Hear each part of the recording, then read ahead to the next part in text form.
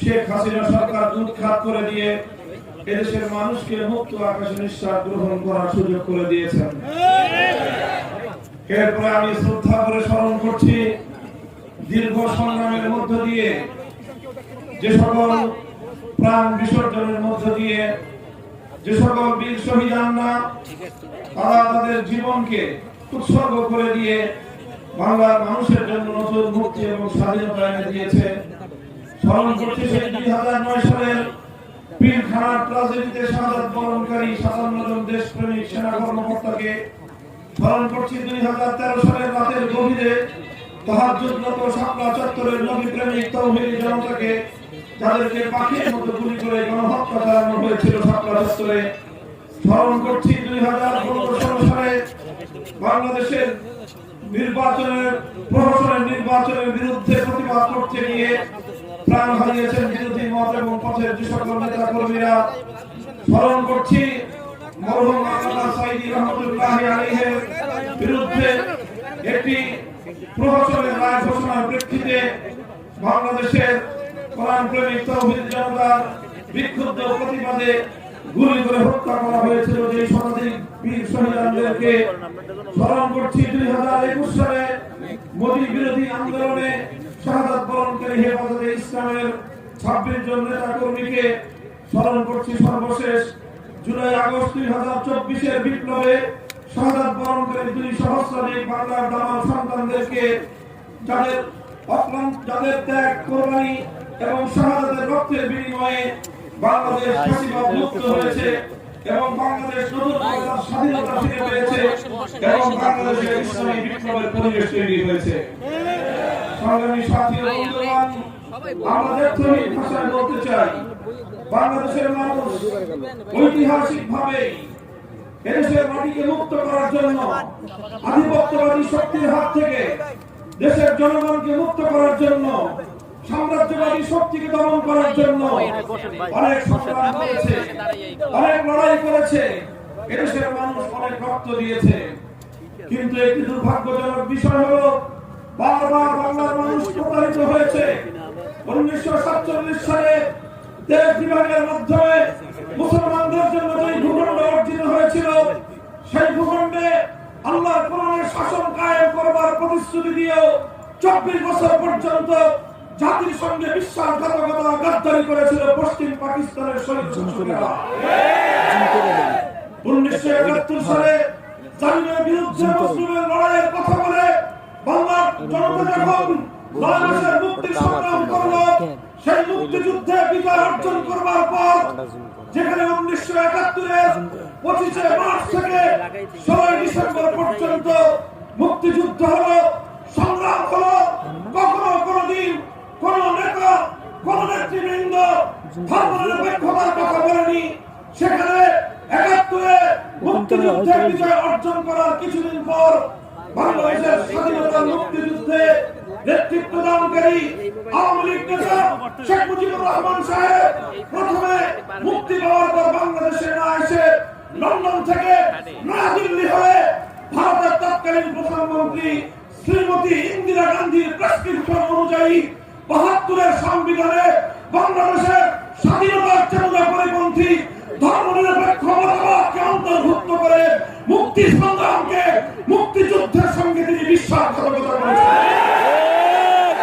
সংগ্রামী সাথী ও বন্ধুগণ, এভাবেই 71-এর মুক্তিযুদ্ধের বিরুদ্ধে 72-এর সংবিধানের মধ্য দিয়ে নতুন চেতনা দাঁড় করানো হয়েছে। আর এভাবেই বাংলাদেশের মানুষ আরেকবার বঞ্চিত হয়েছে। 71-এর স্বাধীনতার চেতনা হাইজ্যাক হয়ে তার স্থলাভিষিক্ত হয়েছে 72-এর চেতনা। এভাবেই 50 বছর পর্যন্ত বাংলাদেশের মানুষকে 71-এর নামে 72-এর চেতনাকে দেওয়ার চেষ্টা করা হয়েছে। যখনই দেশের মানুষ সেই নকল এবং ঘাটাল আওয়ামী দুঃশাসনের চেতনাকে, বাকশালী চেতনাকে প্রতিহত করবার চেষ্টা করেছে, তখনই দেশের মানুষের বিরুদ্ধে স্বৈরাচারী ফ্যাসিবাদী সরকার নানা ধরনের জঙ্গিবাদী ভাষাকার ইত্যাদি ত্যাগ দিয়ে তাদের এই আন্দোলনকে, তাদের দেশপ্রেমী এই সংগ্রামকে দমন করবার চেষ্টা করেছে। এরপর 15 বছর পর্যন্ত তারা বাংলাদেশটাকে, বাংলাদেশের মানুষকে সব ধরনের অধিকার থেকে বঞ্চিত করেছে, ভোটের অধিকার থেকে বঞ্চিত করেছে, অর্থনীতির অধিকার থেকে বঞ্চিত করেছে, নিরাপত্তার অধিকার থেকে বঞ্চিত করে গুম খুন আর হত্যাকাণ্ডের দেশে পরিণত করেছিল বাংলাদেশকে। সংগ্রামী সাথী ও বন্ধুগণ, এভাবে গোটা বাংলাদেশকে মৃত্যুপুরীতে পরিণত করে মূলত বাংলাদেশকে অস্থিতিশীল করে বাংলাদেশের উন্নয়নের ধারাকে চিরতরে বন্ধ করে দিয়ে এদেশটাকে একটি অন্য দেশের, ভিন দেশের গলদ রাজ্যে পরিণত করবার চেষ্টা করেছে। মূলত আমরা পর্যবেক্ষণ করলে বুঝতে পারি এই পতিত ফ্যাসিবাদী স্বৈরাচারী শেখ হাসিনা তার 50 বছরের যে রাজনীতি, সেই রাজনীতিকে যদি পর্যবেক্ষণ করা হয়, পর্যালোচনা করা হয়, শেখ হাসিনার রাজনীতি দুটি মৌলিক বৈশিষ্ট্য ছিল। 1 নম্বর, শেখ হাসিনা রাজনীতি করেছে বাংলাদেশে প্রতিশোধ গ্রহণের রাজনীতি। শেখ হাসিনা বাংলাদেশে রাজনীতি করেছে বিভাজনের রাজনীতি। 1975 সালে তার বাবা শেখ মুজিবুর রহমান সাহেব যখন 72 থেকে 75 সাল পর্যন্ত 30,000 বাংলার যুবক জনতাকে মায়ের কোল থেকে কেড়ে নিয়ে হত্যা করেছিল এবং বাকশাল কায়েম করে সকল মত এবং পথকে রুদ্ধ করে দেওয়ার একদলীয় স্বৈরতন্ত্র কায়েম করেছিল, তার বিনিময়ে, তার প্রতিরোধেই 75-এর অভ্যুত্থান হয়েছিল এবং শেখ মুজিবুর রহমানকে সপরিবারে প্রাণ দিতে হয়েছিল। কিন্তু শেখ হাসিনা, সে শুধুমাত্র কেন তার বাবা খুন হলো, হত্যা হলো, এজন্য সে বাংলাদেশের মানুষের বিরুদ্ধে ক্ষিপ্ত হয়ে উঠেছিল। 75-এর 15ই আগস্টের পর আন্তর্জাতিক গণমাধ্যমে শেখ হাসিনা সাক্ষাৎকারে বলেছিল যে দেশের মানুষ তার বাবাকে হত্যা করেছে, সে সেই দেশের মানুষের কাছ থেকে প্রতিশোধ গ্রহণ করবে। এই ঘোষণা দিয়ে রাজনীতিতে পুনর্বাসিত শেখ হাসিনা 50 বছর রাজনীতি করেছে বাংলাদেশের মানুষের কাছ থেকে প্রতিশোধ গ্রহণের রাজনীতি। সে বিশ্বাস করত দেশের মানুষ তার বাবা খুন হওয়ার পর মিষ্টি বিতরণ করে আনন্দ প্রকাশ করেছে, তাই বাংলাদেশের মানুষের প্রতি ছিল তার প্রতিহিংসা এবং বাংলাদেশের মানুষই নয়, বরং শেখ হাসিনার রাজনীতিকে নিবিড়ভাবে পর্যবেক্ষণ করলে দেখা যায় সে শুধু দেশের জনগণের কাছ থেকে প্রতিশোধ দেয়নি, সে প্রতিশোধ দিয়েছে আওয়ামী লীগের কাছ থেকেও। কারণ আওয়ামী লীগের প্রতিও শেখ হাসিনার চরম ক্ষোভ ছিল। সে এক বক্তব্যে বলেছিল 15ই আগস্ট তার বাবার লাশ ধানমন্ডির 32 নম্বরে পড়েছিল দিনের পর দিন। এত বড় দল, লক্ষ লক্ষ নেতা কর্মী, কেউ এগিয়ে আসে নাই, বরং শেখ মুজিবুর রহমানকে হত্যা করার পর আওয়ামী লীগ বাংলাদেশের শাসন ক্ষমতার দৃষ্টিতে হয়েছিল। এই জন্য শেখ হাসিনা আওয়ামী লীগের কাছ থেকেই মূলত প্রতিশোধ গ্রহণ করেছে। বলবেন কিভাবে প্রতিশোধ গ্রহণ করেছে? সে এমন কাজ করেছে যাতে এই দেশে আর কোনোদিন আওয়ামী লীগের নাম নিয়ে কেউ রাজনীতি করতে না পারে। আপনি লক্ষ্য করে দেখেন, বাংলাদেশের রাজনীতিতে আপনারা পর্যবেক্ষণ করেন, অনেক দল, অনেক শাসন জনগণের আন্দোলনের মুখে ক্ষমতা ছাড়তে বাধ্য হয়েছে। 1990 সালে কোন অভ্যুত্থানের মুখে ক্ষমতা ছেড়েছিল হোসেন মোহাম্মদের শাহ, কিন্তু দেশ ছেড়ে পালিয়ে যায় না, কারাগারে বন্দিত্ব বরণ করেছে, 5 বছর পর্যন্ত অন্ধকার কারাপ্রকোষ্ঠে দিন গুজরান করেছে, কিন্তু দলের নেতা কর্মীদেরকে ছেড়ে দেশ ছেড়ে পালিয়ে যায় না। বেগম খালেদা জিয়া একবার 96 সালে তার পতন ঘটেছে, আরেকবার 2006 সালে তার পতন ঘটেছে। 80 বয়সে জীবনমৃত্যু সন্ধিক্ষণে বছরের পর বছর কারাগারে বন্দিত্বকে বরণ করেছে, দেশ এবং জনগণকে ছেড়ে পালিয়ে যায় না। শেখ হাসিনা কাজটা করলো, বলেন শেখ হাসিনা কাজটা করলো কি? সে এই ঘটনার 2 দিন আগেও, 5ই আগস্টের 2 দিন আগেও দমভাবে বলেছিল শেখ হাসিনা পালায় না। এখন আমি পটুয়াখালীর জনগণকে জিজ্ঞাসা করতে চাই, শেখ হাসিনা পালায় না পালায় না? শেখ হাসিনা পালিয়ে গেল, একবার তার দলের নেতা কর্মীদের কথা চিন্তা করে নাই, একবারও ভাবে নাই বাইরে নিরাপদে রেখেছে। ছিল একটা বোন, ওই বোনটাকে বগল দাবা করে 14টা লাগেজ ভর্তি করে যা কিছু আগে চুরি করে পাচার করার তো করেছেই, অবশিষ্ট যা ছিল সব লাগেজের মধ্যে ভরে হেলিকপ্টারে করে উড়ান দিয়ে যাদের পারপাস সার্ভ করার জন্য যেই দেশের কৃতদাসী হিসেবে 15 বছর পর্যন্ত বাংলাদেশটাকে শোষণ করেছে তাদের বলে গিয়ে আশ্রয় দিয়েছে। আমি জানি না এরপরে আওয়ামী লীগের লোকজন কিভাবে এই ধরনের একজন ভীরু নেত্রীর নাম উচ্চারণ করে। লজ্জা থাকা দরকার। শুধু বাংলাদেশ নয়, এই সাবকন্টিনেন্টাল ভারতীয় উপমহাদেশে 100 বছরের মধ্যে শেখ হাসিনার মতো এমন ভীরু নেত্রীর কোন নেতার অস্তিত্ব খুঁজে পাওয়া যাবে না। সে শুধু এটাই আওয়ামী লীগের কাছ থেকে শুধু প্রতিশোধ দেয় নাই, দেশের জনগণের কাছ থেকে প্রতিশোধ দিয়েছে। আর আওয়ামী লীগের 12টা বাজিয়ে গেছে, এমন কাণ্ড ঘটিয়েছে এই দেশে আর কোনদিন কেউ আওয়ামী লীগের নাম নিয়ে মাথা উঁচু করে রাজনীতি করতে পারে না। লজ্জা হওয়া দরকার। তোমার নেত্রী যদি জনগণকে ভালোবাসতো, দলকে ভালোবাসতো, দলের নেতা কর্মীদেরকে যদি ভালোবাসতো, হোসেন মোহাম্মদের সাথে বেগম খালেদা জিয়ার মতো অন্তত কারাবরণ করতো, দেশ ছেড়ে পালিয়ে যেত না।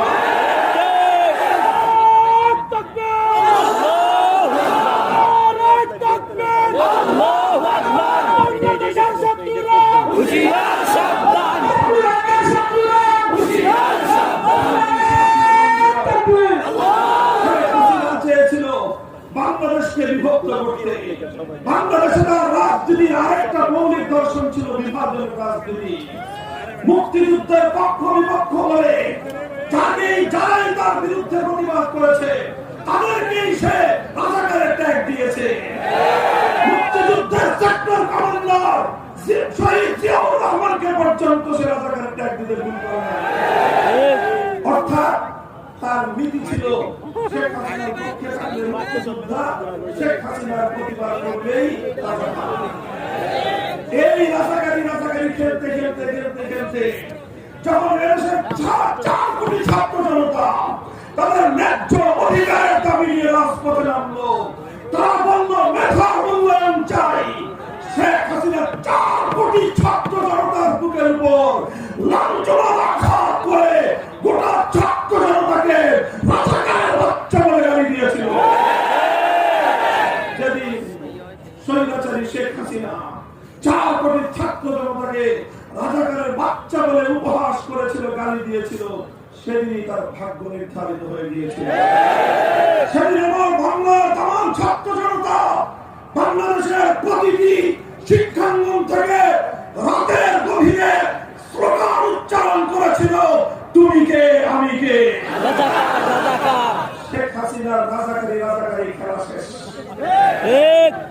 এদেশের মানুষ তখন তারা বলল, ছাত্ররা বলল, অধিকার চাইতে গেলে যদি রাজাকার হওয়া লাগে, দেশের উন্নয়নের কথা বললে যদি রাজাকার হওয়া লাগে, ফ্যাসিবাদের বিরুদ্ধে কথা বললে যদি রাজাকার হওয়া লাগে, যদি ভারতীয় আধিপত্যবাদের বিরুদ্ধে সংগ্রাম করলে যদি রাজাকার হওয়া লাগে, দেশকে ভালোবাসলে যদি রাজাকার হওয়া লাগে, তাহলে গোটা বাংলাদেশ রাজাকার। সংগ্রামী সাথী ও বন্ধুগণ, এভাবেই তার বিভাজনের ষড়যন্ত্রের রাজনীতি বাংলার দামাল সন্তানরা ব্যর্থ করে দিয়েছে। সংগ্রামী সাথী ও বন্ধুগণ, 47 সাল 71-এর বিজয়ের সেই তিক্ত অভিজ্ঞতা থেকে আজ আমি বলতে চাই, অতীতের বিজয়গুলোকে বারবার ষড়যন্ত্রকারীরা ছিনতাই করেছে, বিজয়ের লক্ষ্য এবং উদ্দেশ্য ব্যাহত হয়েছে। সুতরাং 24 আগস্টের বিপ্লবের সেনানায়কদেরকে বলি, এবারে বিপ্লব ব্যর্থ হতে দেওয়া যাবে না। বৈষম্য বিরোধী ছাত্র নেতৃবৃন্দকে ধন্যবাদ জানাই। তোমরা সোচ্চার ছিলে, সোচ্চার আছো। আমি আহ্বান জানাবো, আগামী দিনেও দেশ এবং জাতীয় স্বার্থ তোমরা সোচ্চার থাকবে। এদেশের ইসলামী সংগঠনগুলো তোমাদের সাথে থাকবে, এদেশের আলেম সমাজ তোমাদেরকে সহযোগিতা করবে, এদেশের ছাত্র জনতা তোমাদের সাথে আছে। শেখ হাসিনার ষড়যন্ত্রের রাজনীতিকে ব্যর্থ করে দিয়ে জুলাই এবং আগস্টে বাংলাদেশের ছাত্র জনতার নেতৃত্বে অভূতপূর্ব ঐক্য গড়ে উঠেছিল। আপনারা দেখেছেন প্রতিটি জেলায় জেলায়, প্রতিটি রাজপথে, স্কুল, কলেজ, ইউনিভার্সিটি, আলিয়া মাদ্রাসা, কওমি মাদ্রাসা, সব ছাত্ররা হাতে হাত দিয়ে ফ্যাসিবাদের মোকাবেলায় রাজপথে দাঁড়িয়ে দিয়েছিল। আর এই বিপ্লবের অন্যতম আরেকটি বৈশিষ্ট্য ছিল, রাজপথে আমরা দেখেছি আমাদের এই সিংহ শার্দুল সন্তানেরা বিপ্লব করছে, সংগ্রাম করছে, স্লোগানে স্লোগানে রাজপথ তারা উত্তপ্ত করে তুলছে। যখনই নামাজের সময় হয়ে যায়, সঙ্গে সঙ্গে ছাত্ররা আল্লাহু আকবার আযানের ধ্বনি দিয়ে পিছ ধরা রাজপথকে যায় নামাজ বানিয়ে আল্লাহর দরবারে সিজদা লুটিয়ে পড়ে। এরপরে তারা আল্লাহর দরবারে দুহাত তুলে ফরিয়াদ জানিয়ে সাহায্য কামনা করেছে। আমার আল্লাহ সাহায্য করেছেন, 5ই আগস্টের বিপ্লব সাধিত হয়েছে। এই 5ই আগস্টের বিপ্লব পরবর্তী বাংলাদেশে দাঁড়িয়ে ত্যাগহীন ভাষায় বলতে চাই, দেশ থেকে পালিয়ে গিয়ে বাংলাদেশের স্বার্থ বিরোধী আরেকটি দেশে তোমরা ঘাপটি মেরে বসে থেকে বাংলাদেশের বিরুদ্ধে ষড়যন্ত্রের জাল বুনবার চেষ্টা করছো। ইনশাআল্লাহ বাংলার মানুষ ঐক্যবদ্ধ হবে, তোমাদের ষড়যন্ত্রকে নস্যাৎ করে দেবে। আমি আমাদের পার্শ্ববর্তী, আমাদের প্রতিবেশী দেশ ভারতের বাংলাদেশ নীতি চরম সমালোচনা করছি, নিন্দা করছি। আপনারা 15টা বছর সম্পর্ক করেছেন আওয়ামী লীগের সাথে, সম্পর্ক করেছেন শেখ হাসিনার সাথে, আর শেখ হাসিনাকে সমর্থন করতে গিয়ে বাংলাদেশের মানুষের উপর আপনার সীমাহীন অন্যায়, অবিচার, জুলুম করেছেন। প্রতিটি ক্ষেত্রে বাংলার মানুষকে তাদের ন্যায্য অধিকার থেকে বঞ্চিত করেছেন, বাংলাদেশের মানুষের ভোটাধিকারকে হরণ করেছেন। আন্তর্জাতিক বিশ্বে বাংলাদেশের মানুষ যেন তাদের ন্যায্য দাবি আদায় করতে না পারে, ভারত রাষ্ট্র তার পথে অন্তরায় হয়ে দাঁড়িয়েছে। এখন ভারতকে তার মাসুল গুনতে হবে। ইতিপূর্বে শ্রীলঙ্কা থেকে বিতাড়িত হয়েছেন, নেপাল থেকে বিতাড়িত হয়েছেন, এমনকি মালদ্বীপ থেকে আপনারা বঞ্চিত, বিতাড়িত, লাঞ্ছিত রাখি খেয়েছেন। সর্বশেষ ছিল হারানো ধন, হারানো মানিক বাংলাদেশ। বাংলাদেশে আপনার কৃতদাসী শেখ হাসিনাকে দিয়ে মনে করেছিলেন অনন্তকালের জন্য বাংলাদেশকে লুটে লুটে খাবেন। এই কৃতদাসীকে বাংলার মানুষ তার মনিবের ঘরে পাঠিয়ে দিয়েছে।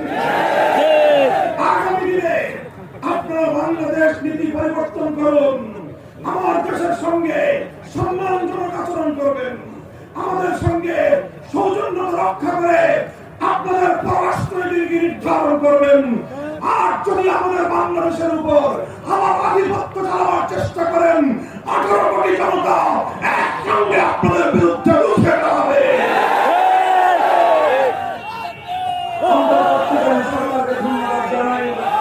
ভারতীয় আধিপত্যবাদের বিরুদ্ধে জাতীয় ঐক্য গড়ে তুলবার জন্য ঐতিহাসিক পদক্ষেপ গ্রহণ করেছে। সকল ধর্মমত, হিন্দু, বৌদ্ধ, খ্রিস্টান, মুসলমান, সব ধর্মের ধর্মীয় গুরুদেরকে নিয়ে ঐক্য গড়ে তুলেছেন। সকল রাজনৈতিক দলগুলোকে ডেকে ঐক্যবদ্ধ করেছেন। বাংলাদেশের প্রশ্নে আমরা দেখিয়ে দিয়েছি আমাদের মধ্যে রাজনৈতিক বিরোধ থাকতে পারে, দেশপ্রেমের প্রশ্নে আমরা অভিন্ন এবং ঐক্যবদ্ধ। তবে সেই সঙ্গে আমরা আরেকটা কথা বলতে চাই, ভারতীয় আধিপত্যবাদকে বাংলাদেশে শুধুমাত্র একটি আন্দোলনের মাধ্যমে রুখে দেওয়া সম্ভব নয়, বরং ভারতীয় আধিপত্যের প্রতিটি ছিদ্রভাগকে চিরদিনের জন্য বন্ধ করে দিতে হবে। বাংলাদেশে ভারতীয় আধিপত্যবাদের বিরুদ্ধে যে সকল প্রতিরোধ ব্যূহগুলো রয়েছে সেগুলোকে শক্তিশালী করতে হবে, পুনর্নির্মাণ করতে হবে। সংবিধানে বিসমিল্লাহির রহমানির রহিম অন্তর্ভুক্ত রয়েছে। খবরদার এই বিসমিল্লাহর দিকে কেউ যেন রক্তচক্ষু দিয়ে তাকাবার চেষ্টা না করে। সংবিধানে, বাংলাদেশের সংবিধানে আল্লাহর উপর অবিচল আস্থা এবং বিশ্বাসের যে কথা ছিল সেটাকে আবার অন্তর্ভুক্ত করতে হবে। বাংলাদেশে রাষ্ট্র ধর্ম ইসলাম রয়েছে। অনেকে বলে রাষ্ট্র কি ধর্ম পালন করে? রাষ্ট্রের আবার ধর্মের দরকারটা কি? আমরা তাদেরকে সবিনয় জিজ্ঞাসা করতে চাই, রাষ্ট্র কি কথা বলে? রাষ্ট্রের ভাষার দরকারটা ছিল কি? 52 সালে আমার ভাইয়েরা বুকের রক্ত দিয়ে রাষ্ট্র ভাষা বাংলাকে রক্ষা করেছিল। রাষ্ট্র কথাও বলে না, রাষ্ট্র নামাজও পড়ে না। রাষ্ট্র কথা না বললে যদি ভাষার দরকার হয়, নামাজ না পড়লেও রাষ্ট্রের ধর্মের প্রয়োজন রয়েছে। যেই যুক্তিতে বাংলা ভাষা রাষ্ট্র ভাষা হয়েছে, একই যুক্তিতে ইসলাম বাংলাদেশের রাষ্ট্র ধর্ম হয়েছে। যদি রাষ্ট্র ধর্ম ইসলামের ব্যাপারে কোন ধরনের বিকল্প চিন্তা করা হয়, গোটা বাংলাদেশে বিদ্রোহের আগুন উঠবে।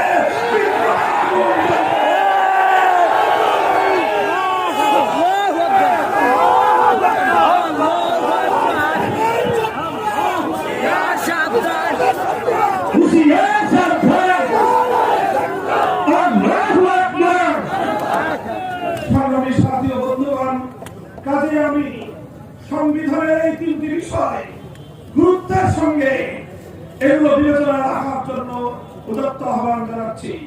চতুর্থ বিষয় হলো, বাংলাদেশের মানুষ কখনোই রাষ্ট্র রাজনীতি কোন জায়গায় ধর্মনিরপেক্ষ মতবাদকে মনে প্রাণে মেনে নেয়নি। ভারতীয় আধিপত্যবাদের সূত্র ধরে 72 সালে ভারতের প্রধানমন্ত্রীর প্রেসক্রিপশনে ভারতের সংবিধানের মূল নীতিগুলোকে বাংলাদেশের সংবিধানের মূল নীতি বানিয়ে স্বাধীন বাংলাদেশকে ভারত মাতার চরণতলে বলি দেওয়ার ব্যবস্থা করা হয়েছিল। সেই ধর্মনিরপেক্ষ মতবাদ সংবিধান থেকে উৎখাত করে শহীদ প্রেসিডেন্ট জিয়াউর রহমান সাহেব সংবিধানে আল্লাহর উপর আস্থা এবং বিশ্বাস অন্তর্ভুক্ত করেছিলেন। এখন দেখি বিএনপির কিছু লোক আবার এটার জন্য মায়া কান্না কাঁদে। তোমরা কোন বিএনপি করো? জিয়াউর রহমান সাহেবের বিএনপি না অন্য কোন বিএনপি করো? আগে নিজেদের পরিচয় ধারণ করো।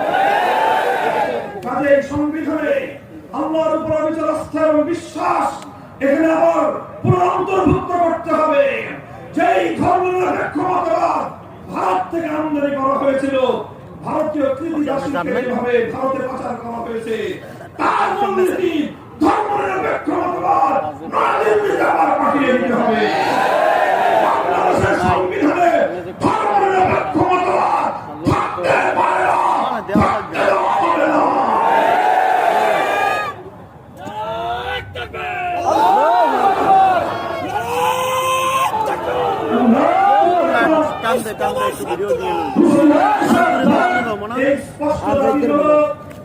দুটি বিষয়কে আবার সংবিধানের মধ্যে আগের অবস্থায় ফিরিয়ে আনতে হবে। একটি হলো আল্লাহর আস্থা এবং বিশ্বাস ফিরিয়ে আনতে হবে। ধর্মনিরপেক্ষ মতবাদ এটাকে সংবিধান থেকে বাতিল করতে হবে। বিসমিল্লাহির রহমানির রহিম। রাষ্ট্র ধর্ম ইসলাম, এখানে হাত চাওয়ার কোন চেষ্টা করা হলে সে হাত আমরা ভেঙে ঘুরিয়ে দেব। সেই সঙ্গে আমাদের স্পষ্ট প্রস্তাবনা, সংবিধান সংস্কারের যে চলমান প্রক্রিয়া, আপনারা অন্যান্য যা কিছু করছেন প্রতিটি কল্যাণের সঙ্গে আমাদের সমর্থন রয়েছে। সেই সঙ্গে আমরা স্পষ্ট দাবি তুলতে চাই, 90% মুসলমানদের এই বাংলাদেশে সংবিধানে কোন একটি ধারা সংযুক্ত করুন, যেই ধারার মাধ্যমে আমার দেশে কোরআন সুন্নাহ বিরোধী, ইসলাম বিরোধী কোন আইন, নীতিমালা, বিধিমালা কার্যকর হওয়ার পর দুষ্ট হয়ে যাবে। যে কোনো কোরআন সুন্নাহ বিরোধী আইন হোক, যে কোনো নীতিমালা বিধিমালা হোক, সেটা বাংলাদেশে অকার্যকর হবে এমন একটি ধারা সংবিধানে সংযুক্ত করার জন্য দাবি জানাচ্ছি। বাংলাদেশ সাথী ও বন্ধুগণ, এভাবে আমরা আগস্ট বিপ্লবের পর আমরা স্বপ্ন দেখছি বাংলাদেশের মানুষ সব রং দেখা শেষ। সোনার বাংলাদেশ দেখেছে, তারপরে নতুন বাংলাদেশ দেখেছে, সবুজ বাংলাদেশ দেখেছে, ডিজিটাল বাংলাদেশও দেখা শেষ। এবার বাংলার মানুষ দেখতে চায় ইসলামের বাংলাদেশ, খেলাফতের বাংলাদেশ।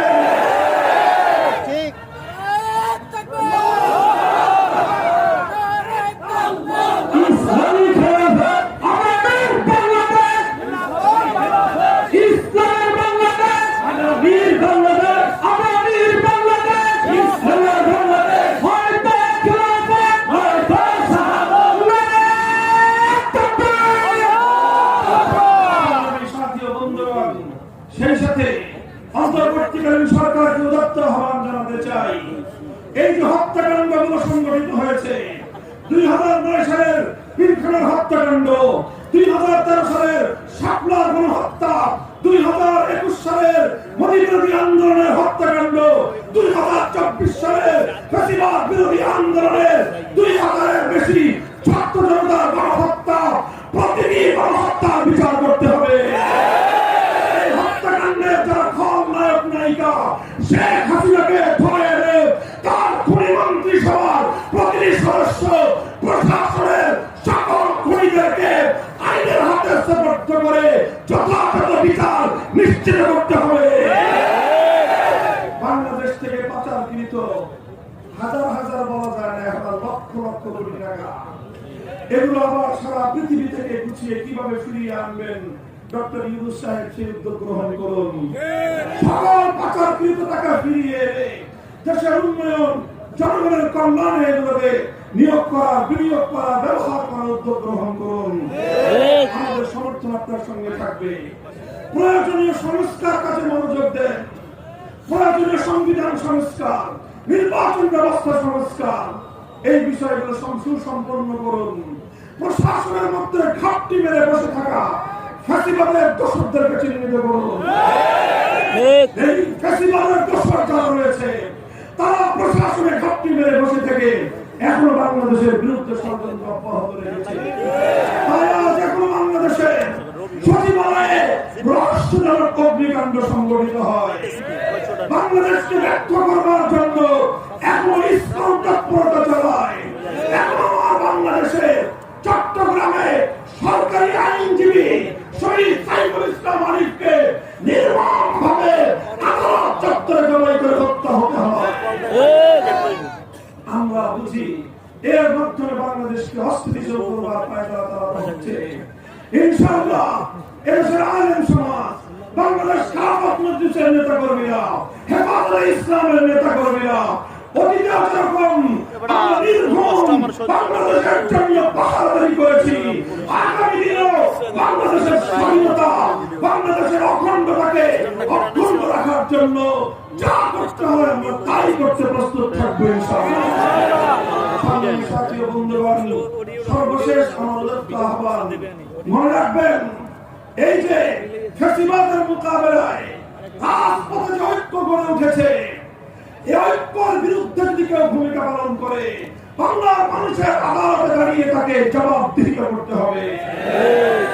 বিশেষ করে আমি প্রধান দুই দল বিএনপি এবং জামায়াতে ইসলামীকে লক্ষ্য করে বলি, আপনারা যত দ্রুত যেভাবে নিজেদের মধ্যে পারস্পরিক প্রতিদ্বন্দ্বিতা নয়, আপনারা সংঘাতে আপনারা নিজেরা যেভাবে নিজেদের মধ্যে বাদানুবাদে জড়িয়ে পড়েছেন, এর সুবাদে যদি ফ্যাসিবাদ বাংলাদেশে আবার পুনর্বাসিত হয়, বিএনপি এবং জামায়াতে ইসলামীকে বাংলাদেশের জনগণ ক্ষমা করবে না।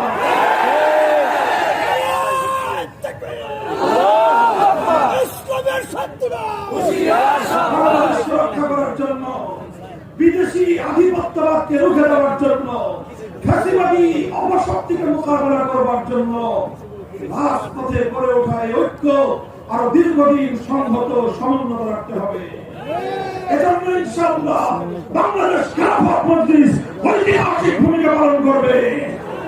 আপনারা প্রতিটি জায়গায়, প্রতিটি জেলায়, প্রতিটি এলাকায় ফ্যাসিবাদ বিরোধী রাজপথের ঐক্যের প্রতিনিধিত্ব করবার জন্য নিজেদেরকে প্রস্তুত করুন।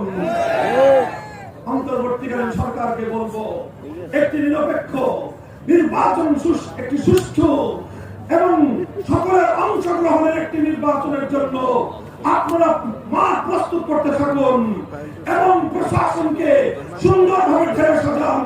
প্রয়োজনে নতুন লোক রিক্রুট করুন, নতুন জনশক্তিকে আপনারা নিয়োগ দিন।